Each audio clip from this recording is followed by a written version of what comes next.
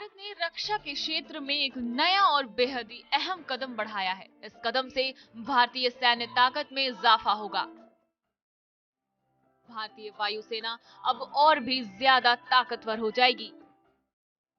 एक तरफ जहां रूस और यूक्रेन के बीच भयंकर युद्ध चल रहा है, तो वहीं दूसरी ओर 5th generation stealth fighter jet का निर्माण कार्य भारत में शुरू हो गया है।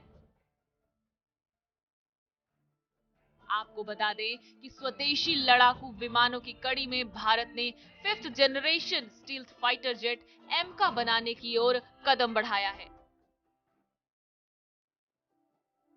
इसी के तहत डीआरडीओ और एडीए ने डिजाइन के आधार पर एमका लड़ाकू विमान के लिए स्पेशल पार्ट्स व सामग्री बनाना शुरू कर दिया है।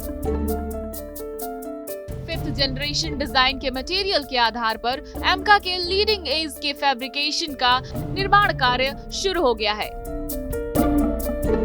ऐसा माना जा रहा है कि साल 2025 तक भारत का ये 5th जनरेशन फाइटर जेट एमका बनकर तैयार हो जाएगा और साल 2030 तक इंडियन एयरफोर्स की फाइटिंग स्क्वाड्रन का हिस्सा भी बन जाएगा।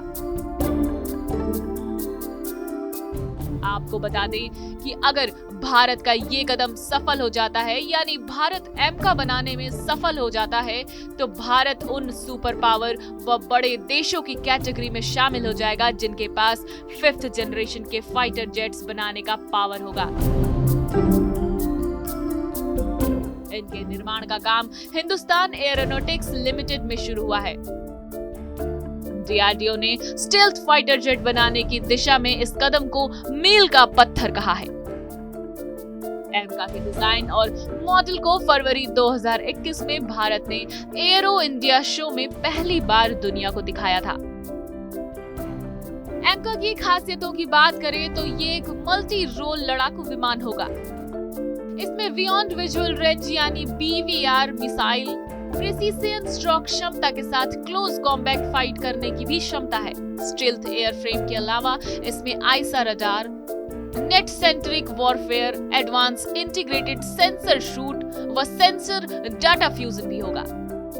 स्टील्थ फाइटर जेट की बॉडी ऐसी खास मटेरियल से बनी होती है जिसके चलते दुश्मन के रडार की तरंगों को ये खुद ऑब्जर्व कर लेता है और वापस रडार को नहीं जाने देता। इसके चलते स्टील्थ फाइटर जेट्स को रडार डिटेक्ट नहीं कर पाती हैं।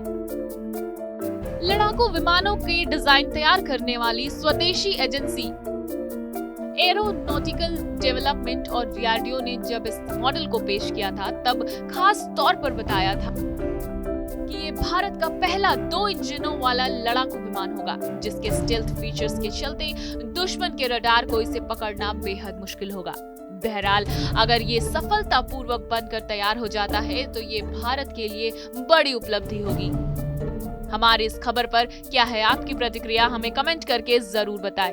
बाकी देश और दुनिया से जुड़ी सभी खबरों के लिए देखते रहें TV9 डिजिटल।